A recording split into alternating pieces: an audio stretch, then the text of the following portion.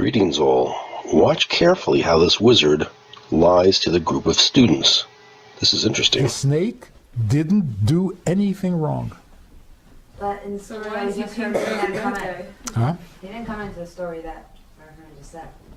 Yeah, he told Chava the truth, that if you go down into that lowest world, you will be closer to the Eibishter. You'll be more like the Eibishter. And she said, that sounds good.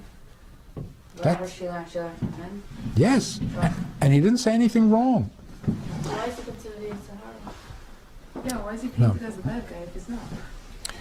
Why is it called Chet Eitzadas? Why is it a Chet? Because they did what Hashem didn't want them to do. Hashem said don't, and they did. Right. But a Chet means a lower madrege. When you sin, you go down. They definitely went down, but not through a sin. By understanding what the Eibishter wants. So the Eibishter wants us to take on this trouble and this challenge and this ugliness because we can fix it.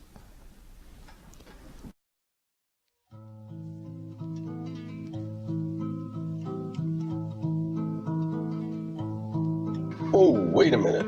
What did I just hear? Let me take a look at Genesis 3 again. Genesis 3:1. Now the serpent was more cunning than any beast of the field which the Lord God had made. And he said to the woman, Has God indeed said, You shall not eat of every tree of the garden? So right there, the serpent is trying to convince Eve that, well, perhaps God didn't say what he actually said. He's casting doubt. So in Genesis 3:2, the woman is a little dazzled. She's doubting, and so she tries to recreate in her mind what God actually said. And the woman said to the serpent, We may eat the fruit of the trees of the garden, but of the fruit of the tree which is in the midst of the garden, God has said, You shall not eat it, nor shall you touch it, lest you die. But I don't remember God ever saying that you can't touch that tree. So already Eve is not quite sure what God actually said anymore. Then the serpent, or Satan, actually lies to Eve. And this is why Jesus said that Satan was a liar from the beginning. Then the serpent said to the woman, You will not surely die. For God knows that in the day you eat of it, your eyes will be opened, and you will be like God, knowing good and evil. So this is a lie, folks. He's lying to Eve. So when God steps in and realizes that something terrible has actually happened in the garden and that Adam and Eve are now changed, he confronts Adam and Eve. And the woman said, The serpent deceived me, and I ate. So the Lord God said to the serpent, Because you have done this, you are cursed, more than all cattle and more than every beast of the field. On your belly you shall go, and you shall eat dust all the days of your life. Now, I think a curse from God is probably not a good thing. And then God adds to it and says, in verse 15, And I will put enmity between you and the woman, and between your seed and her seed. He shall bruise your head, and you shall bruise his heel. So folks, we are stuck down here with the serpent, with Satan. Man and Satan stuck on earth together. No, the snake simply notified them what the ugly world is going to be like. And it was true. Everything was true. So why was the snake punished? Well, it wasn't a punishment. It wasn't a punishment. When you leave Gan Eden, you don't have feet if you're a snake. I don't know why, but that's the way it is. Outside of Gan Eden, snakes don't have feet. And they don't talk. So the whole story is like all fine and dandy, like Hashem's never upset with them? Hashem is actually very impressed. But if Hashem said no, then why should they think otherwise? Because he said yes also. He is saying, in effect, that Satan, or the serpent, is a hero. So how exactly did Satan win this round? How did this happen? Now, Jesus did say, call no man rabbi, because there is one rabbi and one teacher, and that is the Christ. So fine. They open their eyes. They're in Gan Eden. And the Eibishter says, of all the trees you can eat, but this tree, don't eat from it. And the day you do eat from it, anyway, they were sitting there totally confused. They didn't understand what's our job here. The Eibishter said we should fix it. But all the trees are kosher. They don't need to be fixed. There's one tree that's not kosher that needs to be fixed, but we're not allowed to eat from it. So what are we doing here? What happened to our job? And also, Adam said, what is this mixed message?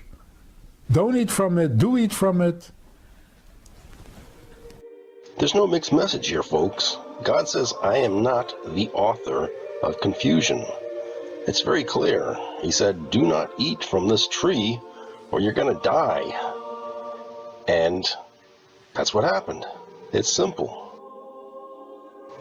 So this teaching assumes that mankind is pure and without sin, and that there is no need for salvation, and there is no need for absolution, and there is no need to confess one's sins because there is no sin. We're here saving the earth. But the very next book in the Bible is Cain and Abel, where Cain kills his brother Abel. And the rest of the Bible and history teaches us that mankind has killed mankind and destroyed the earth for thousands of years. Have we saved the world? This negates the whole idea of Jesus Christ and salvation. And they sat and talked about what they should do, and they decided that the right thing to do is to come down into a very messed up world to fix it. So here we are in this messed up world, and we should fix it. So don't get frightened. Don't be upset that the world is so messed up. It's our job. How did we get here? Bubby Chava chose that we should be here. The bottom line is, the world has been a very ugly, painful place, especially for us. The reason we have to deal with the ugliest things in the world is because it's our job to fix it. So here they are, fixing the world without God. And the only thing that's standing in their way are those pesky Christians who keep reading the Bible a different way. What to do about them? Of course, the next step in this teaching is Lucifer. Lucifer, the bringer of light. He's the good God, and he's fighting an endless struggle for humanity against Adonai, the god of darkness. This is what they teach. This is what Jesus called the Synagogue of Satan. And where does all this come from? This all leads back, of course, to Babylon. It's the rejection of Jesus Christ as the Messiah, because they don't need a Messiah. Mankind never sinned. And this is all taught in the Talmud. The Talmud also teaches that a rabbi is permitted to have sex with girls under the age of 3, because their hymens will go back and it won't affect them. Now, why and how did this come out of Babylon, and why is this so prevalent in our world today? Well, back in about 560 BC, the tribe of Judah is banished to Babylon by God as punishment. And while in Babylon, they begin to learn and pick up some of those Babylonian teachings, the mystical teachings. So a small remnant is brought back by God, and I say a small remnant because a lot of the tribe of Judah are left in Babylon. But a small remnant comes back and builds the wall in Jerusalem, and they reestablish Israel as a world power again. This doesn't last too long, though, because they are conquered eventually by the Romans. The Romans take over Israel at about the time that Jesus comes along. And Jesus was predicted, his arrival was predicted to the day by Daniel. So the Romans come in and they conquer Israel. And of course, Jesus appears. He is accepted by some of the Judeans or some of the Jews at that time, but many of them reject him. And Jesus predicts that the wall, the entire Temple Mount is going to be disintegrated. There's not going to be one stone left upon another. And sure enough, after his death and his resurrection, a few years later, there's a major battle on top of the Temple Mount, and it's made of limestone. King Herod, the cheapskate that he was, built the entire complex out of explodable limestone. And so this entire structure, in a matter of moments, explodes. It catches on fire and gets so hot that while they're in mid-fight, this whole place explodes. And some of the pieces of the Temple Mount actually reached the Mediterranean Sea. That's the kind of explosion this was. So the prophecy of Jesus is fulfilled at this time. So the Israelites are banished. And where do the Pharisees take their people? Well, first of all, the Sadducees suddenly disappear. There's a rumor that perhaps the Pharisees killed off the Sadducees. But at any rate, they are banished once again, and they decide to return to Babylon. And they return to Babylon because that's where most of the former Judeans still live. There were more Jews living in Babylon at that time than there were in Israel. So they return kind of to their former country, their country of exile, because it's well known, and they have family there.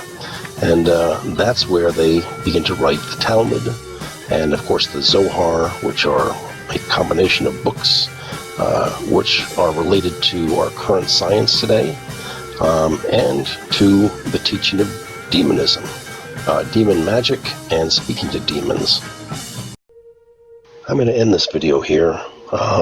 You can take a look at a video I did before called Lucifer's Kingdom Part 1, Babylonian Kabbalah, which talks about how the Kabbalah spread from Babylon to our present-day world and how it controls our world. But for now, I hope you have a great evening or a great day, and God bless you.